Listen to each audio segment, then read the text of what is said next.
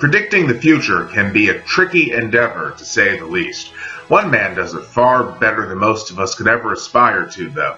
He's GERALD CELENTE, the founder of Trends Journal. He's been at predicting the future for more than 30 years, and he has a track record that is, to say the least, impressive. He joins us for a discussion about what he believes will come about during 2018, at least as far as American society is concerned. I'm your host, Joseph Fortucato, Editor-in-Chief of the San Francisco Review of Books, and this is the SFRB on Sunday.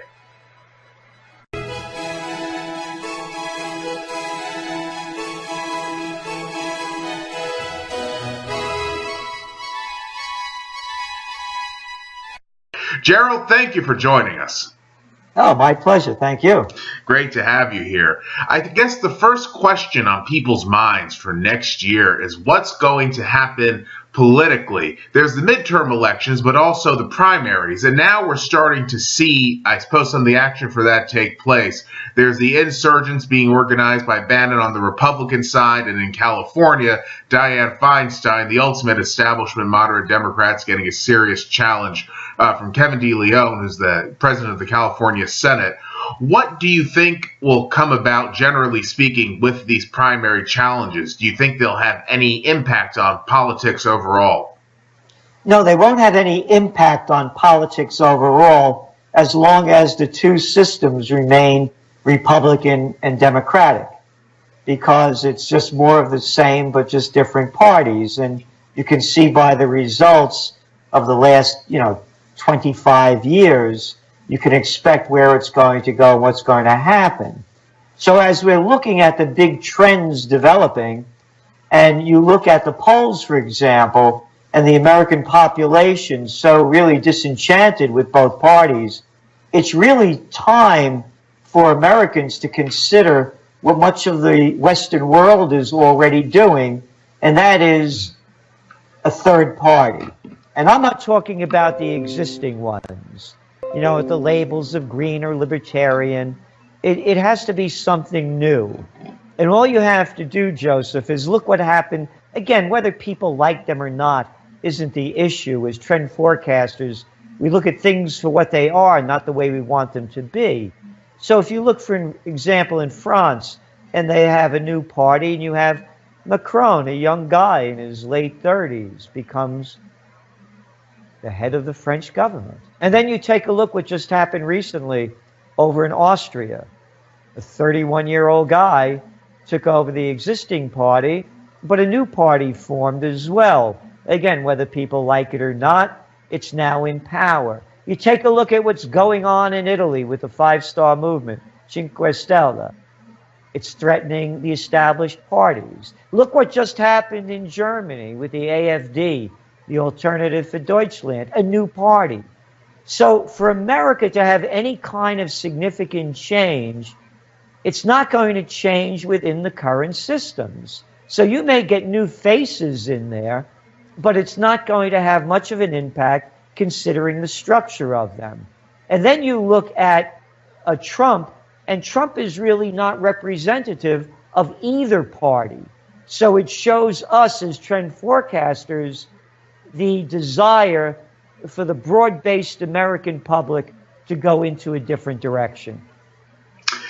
Now, I suppose the question will be, what direction do you suppose people want to see the government go in more than any other? What's popular across the political spectrum? What do you think people really care about? Well, what they care about the most is their identity. And again, we forecast Trump a winner in our magazine, The Trends Journal, in May of 2016, because we saw the way he was playing to the people. Make America great again. Again. Now, when I was a young guy growing up, and for many generations following, the future was always brighter than the past. So what kind of party do people want? They're dirty words when they're expressed by others that don't like them, and they're called nationalist and populist. So you take, for example, in Spain, in France, in Germany, they're criticized for being populist parties, nationalist parties. They want to hold on to their identity. And again, the hypocrisy of what's going on, as we see it as trend forecasters, everybody's complaining about all the refugees going in there. Where are they coming from? They're coming from Syria? Oh yeah, there's about 400,000 dead there, and about 5 million displaced. I wonder why they're refugees. Couldn't be because of the wars, could it? Same thing with Iraq. Iraq, Afghanistan, Libya, Syria. Nobody's talking about all the wars that are going on. Yemen, that doesn't make the news anymore. It hardly did when it began. So you have these people in these countries saying, enough, we don't want any more. And so there's a populist movement moving in, but then they claim it, well, it's, quote, right wing. And again, without looking at the cause. So it's nationalism and patriotism and populism. Those are the three key underlying factors, like them or not, agree or disagree, that you like that kind of policy. That's what's driving the force, and that's what the people want. Again, you got a guy like Trump, and again, we trademarked the name presidential reality show 2 months before he got into it. So when you can see what it is and how easy it is to win if you play the right cards. Now, the primary challenges, the one against Feinstein by Kevin De Leon on the Democratic side and what Bannon is organizing for the Republicans. Do you think that people will be more proactive, I suppose, in voicing their displeasure at what's going on in Washington? Or do you think that really nothing will change from how things have gone in the past? You know, movements come and go, but the establishment remains the establishment. No, we don't see it changing right now.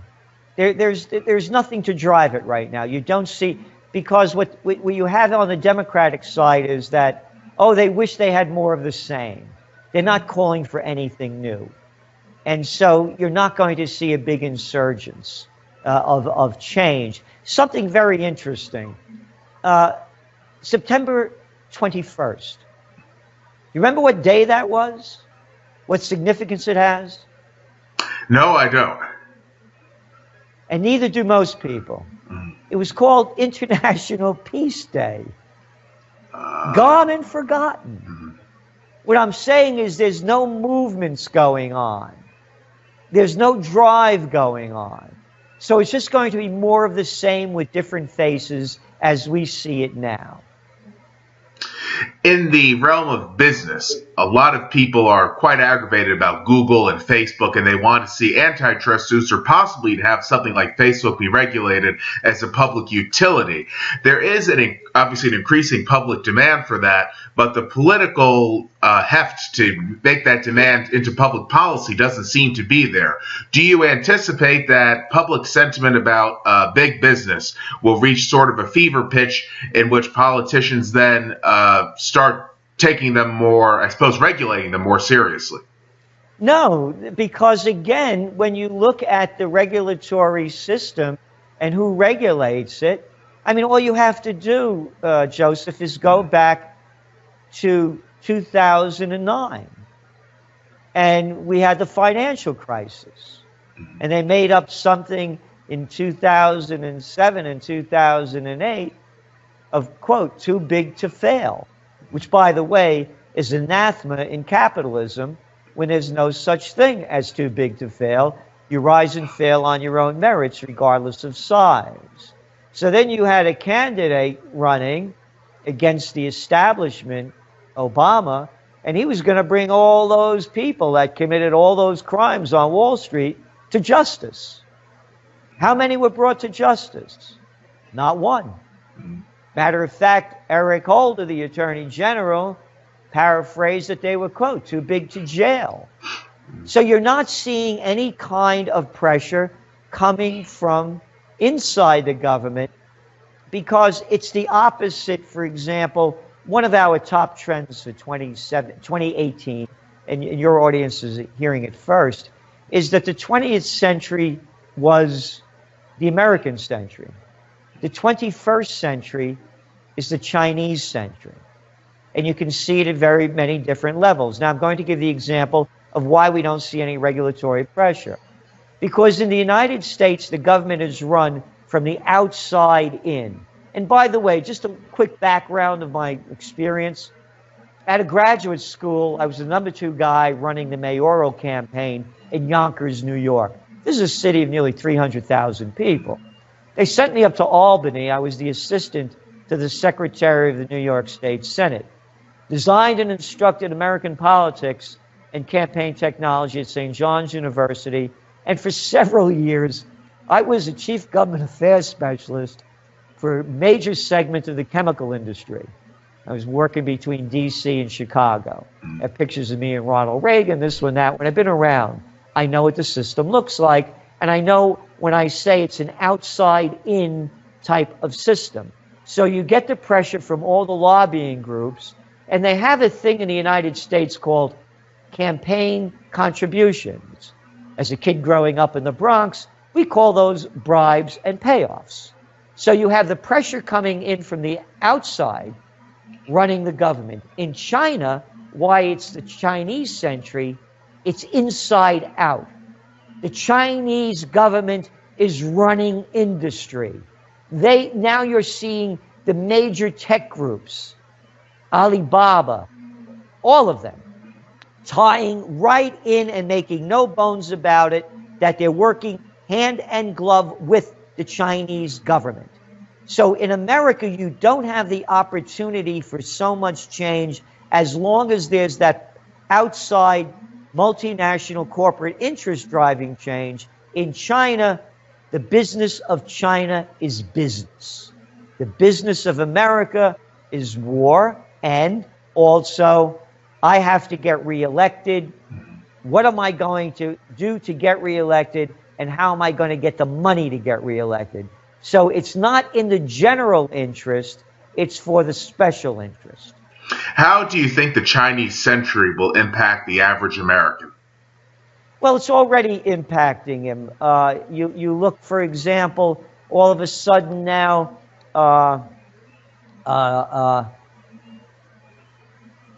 Apple is losing ground to the major Chinese smartphone.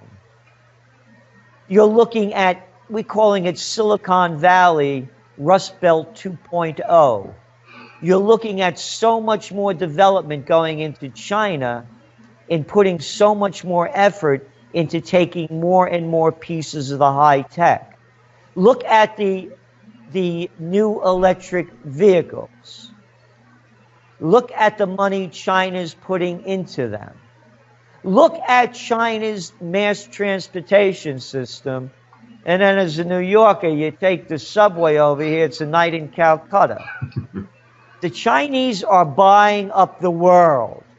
Look at the merger and acquisition activity. In China, you can't go over there and be a primary owner of a company. But I'll tell you what, I'll let you manufacture your cars over here, but you're going to be a 49% owner of it, and you got to give us all your technology. And that's what the West has done. They've given the Chinese the technology that they needed. They started out with their debt to GDP ratio in China is over 300. Back 20 years ago, China's total debt of public and private was less than $1 trillion. Today, it's over 30 trillion. They'll print all the money they need. They'll do whatever they need to do, and they're buying up. They're buying up airports in Germany. They have seaports in Greece and other nations around the world. The business of China is business. The way it's going to impact Americans is that we keep losing ground as being #1 in creativity, development, and entrepreneurship. So the standard of living continues to decline. Looking further down the road, do you see a point during this century in which America will cease to be a first world country, let alone a superpower? Yes, again, you asked me about China again. Do you know that in China now, the United States likes to put sanctions on all these countries? Mhm. So, for example, on Russia and on Iran and others, Venezuela. But the Chinese buy their oil, don't they? Mhm. So now the Chinese are saying, no, we're not going to deal in petrodollars. We're going to deal in yuan. But here's the deal. We'll pay you in yuan, but you can cash it into gold. And they're doing the same thing with Saudi Arabia. And that's when the deal was made under Nixon with Saudi Arabia for the petrodollar. Not only that, you know, the Saudis are looking to launch a private grouping of their major oil company. And now China is talking about buying several percentage of it. So that's going to decline the United States status. When the petrodollar no longer exists, that's when America will get hit the hardest, as it's no longer the reserve currency. Right now it is. Right now nothing is challenging it. But if the United States loses its status as the petrodollar, bye-bye bucks. You'll see what happened in the United States, the value of the dollar, like what happened in Germany prior to World War I. You'll be bringing your dollars in a wheelbarrow to Walmart to buy a bag of groceries. And I'm serious about this. Because all the United States has been doing is printing up digital money not worth the paper it's not printed on. The debt is now over $20 trillion. And then when you put in pensions and Social Security, you're looking at well over $250 trillion.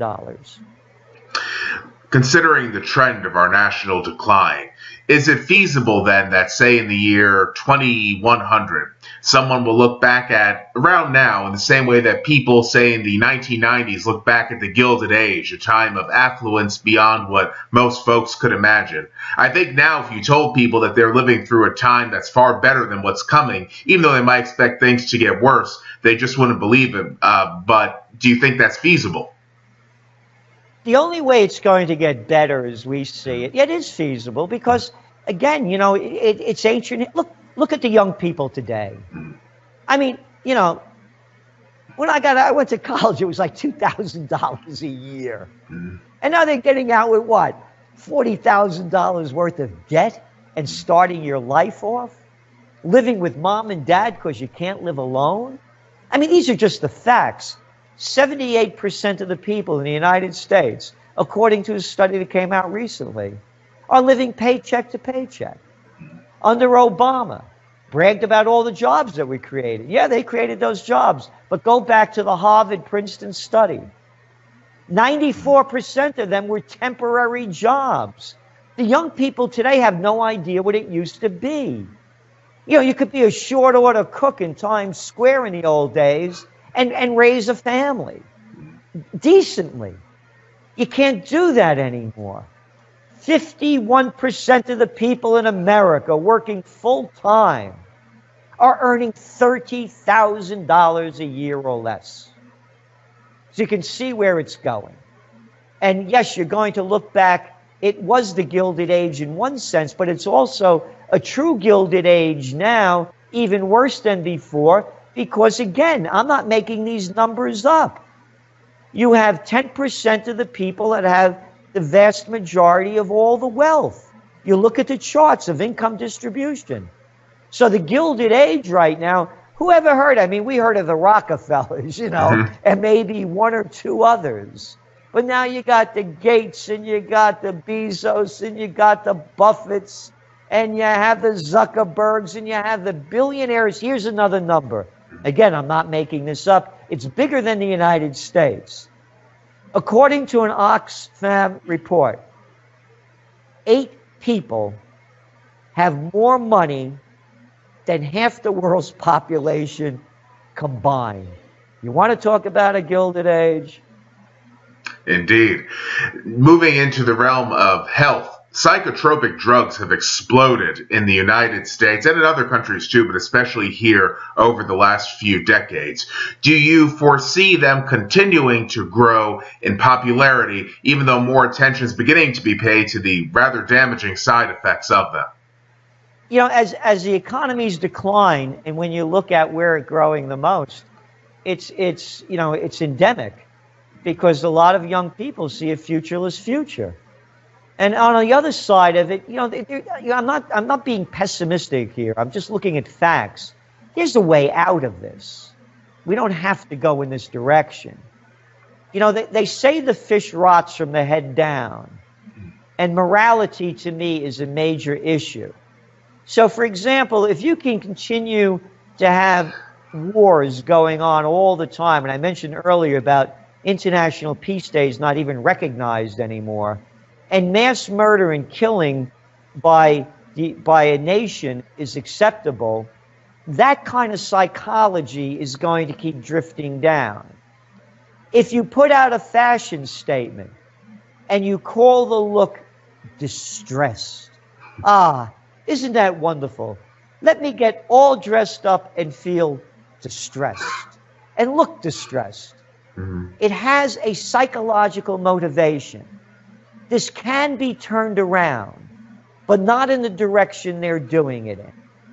And so we need, I would say, an enlightenment period, a renaissance of sorts, to raise the human spirit with morality, dignity, and integrity, and then you can see reversals, not government policy. Because so far, and I'm always open, one of the mottos of the Trends Journal is think for yourself. We always want information that could help us see what's going on and new directions that we don't know about. I don't see it happening in one agency in government that anybody could identify. How about No Child Left Behind? Oh, a great success that was. We spend more money in education just about any other country in the world, and we don't even win, place, or show in OECD quantitative data, Organization of Economic Cooperation and Development Nations. Mm-hmm. Every institution, the military, they have this really big attitude about what they're going to do. Hey, could you guys show me one victory? One. Since World War II, I know, take it easy, Grenada in Panama, chill out. Show me the FDA, the Environmental Protection Agency. Show me one federal government institution or statewide that can show great success in their achievements. So what we're saying as trend forecasters, it has to come from a higher level, and that level has to be the human spirit. And right now, it's on dull to down. Look, do I want to hear another thought about Harvey Weinstein? I mean, what happened in Austria last week? Oh, how about Catalonia? Oh, what's going on over there with the NATO thing over there in Latvia? Hey, what's Russia doing? Why aren't I hearing important things rather than titillating news that doesn't inform or educate me and only brings me to more separation and divisiveness, which brings me to a top trend of 2018. And that is come together, unity. Not unity to fight other interests. Think back, that old Coca-Cola song during the times of, the Vietnam era and the nation ripping apart with racism, real racism in terms of segregation and with the terrible things going on. And you saw how his song had everybody trying to think and feel together. And we don't have that now. So the companies, the corporations, the individuals that try to bring people together in a unified cause to reach higher levels of achievement and success are going to be very successful in not only selling their product, but also helping to generate goodwill across all the barriers. So that's a trend that we would suggest people consider looking into. The family unit, that's seen a tremendous deal of changes in American society over the last 50 years, but especially the last 20. Do you believe that over the next few years, I suppose you could say beginning in 2018, the family unit will be strengthened, or do you think it will continue to be sort of pushed aside down the road into oblivion? The family unit being pushed aside, again, it depends on, people are forgetting, it's easy to call America a racist nation. Let's go back to 2008 election. America elected a black man. I mean, he was going to be the savior. The popularity was enormous. Now let's go back to the family, because it all goes back to the bottom line. You have people working continuously, trying to make ends meet. Do you have time to raise the children? When I was a young guy, here's another issue with a family. 5% of the children were born into single-parent families. You know the number today is 41%? And then you look at their economic status, and then we're going back to the initial questions or earlier questions about drugs and opiate use and what's going on. What opportunities do these children have? So it's a priority issue. And right now, I mentioned to you before, the business of China is business. The business of America is war. Until we change the mentality, and again, the three words to me are morality and integrity. The two of them are the biggest ones. Nothing is going to change. So the family will be under more and more pressure as wages decline, more single-parent families are created, and it's more difficult to hold a family unit together. What do you think people should be watching out for next year beyond, I suppose, any other factor to improve the quality of their lives? I would say, health is the primary importance. And it's not only, it's what you eat, what you think, and who you are, spiritual, emotional, and physical. And the baby boom generation, the oldest of us is 71 years old. The millennials are changing a lot of things. So we're going to start seeing millennials getting into millennial medicine, and which is basically integrative and complementary medicine more and more. So more and more focus on, they talk about health food and the big movement that's going in an organic, but it's really a tiny fraction of the overall market. About 40 billion and 400 billion. So more direction into that. You're even seeing it with even talking about trying to put natural colors into it. And you can see companies like Trix going back to artificial flavorings and colorings because the people don't like it.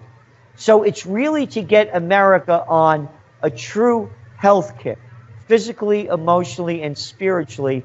And the time has never been better. Again, we're number one. We're number one in opiate addiction and obesity.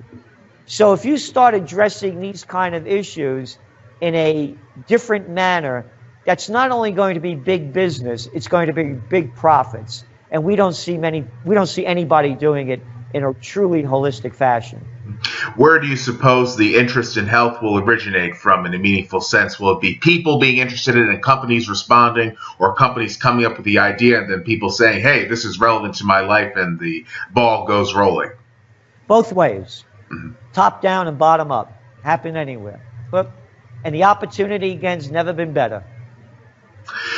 What should people be watching out for next year? Which trend do you think could pose significant harm to the American public? We're considering that we're going to enter into a stage 1 recession. The markets have topped, and there's nothing really to push them forward anymore. There's $135 trillion worth of debt among the G20 nations. The only reason the markets have gone up is cheap money. Everybody knows that, not making it up. Stock buybacks and merger and acquisition activities. As interest rates go up, the markets are going to go down. They could probably withstand another 25% basis point rise in December, but that's not going to affect the markets that much. If we have more short-term increases in interest rates, we believe we're going to start feeling a downturn. Again, just as the fish rots from the head down in morality and who's running it, the fish is going to rot this time from the head down, from the hedge funds, the private equity groups, all the big players in the markets that drove up the equity markets, which the majority of the people aren't in. So when this thing crashes, it's going to crash from the top down. It will not affect the general population other than affecting it mentally and psychologically, not in their pocket. And that's why we're calling it a stage 1 recession. We'll see where it goes from there. It's hard to determine, considering what the losses are going to be. Because when the dollar gets too strong and they have to pay more money on interest than all the money that they borrowed, you're going to start seeing a lot of shattering going on around the globe. Last question. What is the most surprising trend for you personally that you see coming up next year? I don't know if I could rank it as the most surprising, but I would say that it's two of them. And one is millennial gold. I would say three of them. And that's cryptocurrencies. My generation, it was buying gold. You know, when I was a young guy, I bought gold the first time at $187.50 an ounce. And today it's like $1,300. You know, that was my generation. This generation is cryptocurrency. And it goes, our system, Joseph, of forecasting trends is called globalnomic, making connections between different fields. I was talking earlier about what's going on with the populist and nationalist movements. Cryptocurrencies are a form of populism. They want to get away from the big centralized global master. And that's why millennials are going into crypto. And there are people like Jamie Dimon from JP Morgan Chase says a fraud, but yet they're using the blockchain technology and printing up digital dollars. The difference is you could print up all the digital yuan, yen, and dollars and rubles and euros that you want, but you can't print up all the cryptocurrency that you want in an Ethereum or a Bitcoin or the other majors. So there's a limit on it. So that's what we see as a big one. This isn't going to die as we see it. Number two, we see a big downturn in the push, and again, this is a big Silicon Valley issue, driverless cars. They're going to be starting doing them here in New York on the Lower East Side. What are you kidding? I mean, you try to driverless car, I don't go anywhere, man. I was driving in New York all my life. Nobody's going to wait and do anything for anybody in this city driving. So we don't see it happening in cities. We only see it happening on routes, designated routes. And the other one is, we call it organic cities. And that means cities that died, that went down because they were propped up by a major industry at one time, or maybe their location. And at one time, those things were significant in the early stages of development of the country. But now they don't need their resources anymore or their location. But they're going to thrive organically for what they represent, where they are, close enough to big cities, and giving a higher quality of life that's affordable, that the big cities, younger people can't live in anymore. Just where I am over here in colonial Kingston, New York, the first capital of New York, the third Dutch settlement. One time it was a huge industrial base. That died. Then IBM came here. They were making their mainframe computers. That died in the 80s. The city went down, and now it's popped way up again. Why? Can't afford to live in Brooklyn, and this is a beautiful place. More pre-Revolutionary War stone buildings than anywhere else in the country. So you have the beauty, the grace, the charm, and the convenience. Organic cities that are going to grow naturally rather than by industry or location. Dianne Feinstein is an institution in Californian and American politics. Her career in the United States Senate stretches back to 1992. For the first time in over 25 years, though, she's attracting a serious, well-funded primary challenge for next year's midterms. Her challenger is Kevin DeLeon, the current president of the California State Senate. Running well to Feinstein's left, he represents the ascendant progressive wing of the Democratic Party. What does his challenge mean for Democratic politics, for California politics, and ultimately American politics? Paul Gottfried is the chairman of the San Francisco Review of Books' editorial board. He joins us to answer this question. Well, first I'd have to find out how serious this challenge is, and whether she is in a precarious situation, and whether it's possible that she could lose her position. If it's just some sort of perfunctory challenge, or just somebody running against her to make a statement of some kind who has no chance of winning the nomination, then I don't think it's all that significant. What is significant, however, is that the identity politics, which the Democratic Party, has been pursuing for quite a while now, may finally be coming back to bite them. I'm not sure that the kind of problem that she faces is going to go away. I also don't know whether we can describe, somebody who's running as an Aslan nationalist, in favor of ethnic racial identity or something of the kind, is the left of Dianne Feinstein. It's pretty hard to get to the left of Dianne Feinstein, whether it's, transgendered bathrooms, feminism, all forms of feminism, all these forms of victimology and designated victim politics. The person running against her, could just be running from the far right. And I think that one of the problems that she and others who have played the identity politics card will face is that not all the groups whom they've been cultivating will like all the other groups who will necessarily like them. There's no guarantee that the Aslan candidate is going to like blacks or homosexuals or feminists, or that blacks are going to like Hispanics, or going to like Dianne Feinstein as a Jewish feminist.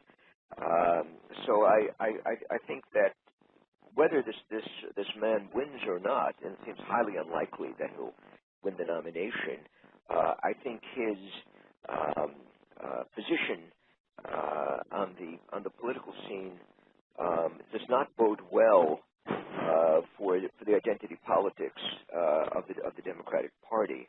And I think, as you've pointed out, and you're quite right, the Democrats don't really have programs and policies so much as appeal to disgruntled minorities that think that the white Anglo-Saxon Protestant population of the United States is hurting them, or is in some kind of runs some kind of system that puts them at a disadvantage. But I think that whether or not Feinstein wins the nomination, I'm pretty confident she'll win the nomination. The can of worms that has been opened there will not be closed again. It's worth noting that DeLeon is supportive of feminism, gay rights, pretty much of anything you can imagine in the progressive panoply. He's running as like the encapsulation of what many Californians have dreamed about having against Feinstein, and they regard her as too right-wing because she's generally hawkish on foreign policy, and because she's not the most oppositional Democrat toward tax cuts. DeLeon is positioning himself as pretty much the warrior for anything and everything coming down the progressive pipe. So that's the core of his appeal. But at the same time, he is pushing this Aslan or Mexican Amerindian identity, and the question is that kind of politics ultimately compatible with all the other victimologies that he's trying to fit into his campaign?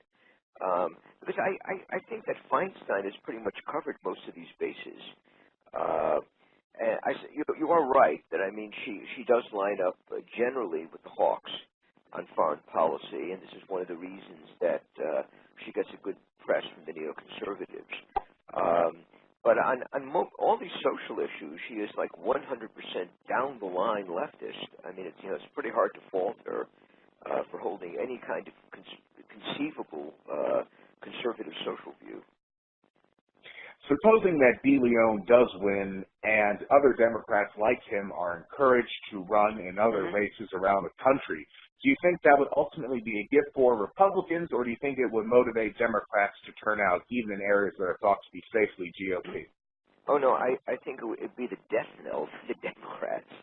I mean, whatever they still hold in terms of working class constituency, they're just going to lose. If this man really pushes the Aslan identity or the Mexican American or something like this, he is going to drive away voters, even some people who are sitting on the fence or sort of respectable Democrats. And you know, I think the Democratic Party will come out looking worse if De Leon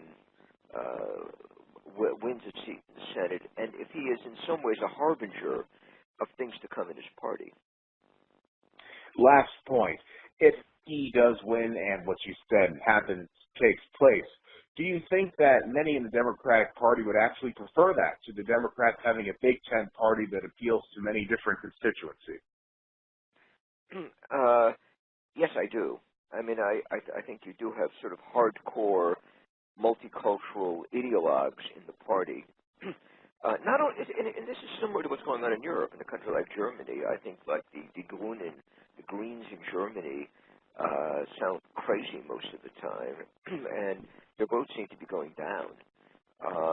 But you know, they're not going to abandon their principles, and their principles are pretty much the same as those of De Leon, although they don't have Aslans. I suppose they push the Muslims or some other group that is foreign to the country, while at the same time being radically secular, supporting homosexual marriage and more rights for gays and alternative lifestyles. And they're actually losing votes because even for the Germans, however politically correct they are, it looks like the Greens are just going too far. And I think the Democrats do the same thing here. The Democrats who say, you know, without necessarily abandoning these leftist social positions, we should emphasize things like programs for workers, or you know, trying to reach out to our traditional constituencies, are right what they're saying in terms of the interests of the party. But I think there's lots of people there in the Democratic Party who are just like this De Leon. And to some extent, Feinstein. I think she also is out there in left field, and I think they would rather have their ideology than become a majority party. All right, thank you, Paul. And thank you, everyone, for tuning in. See you next week.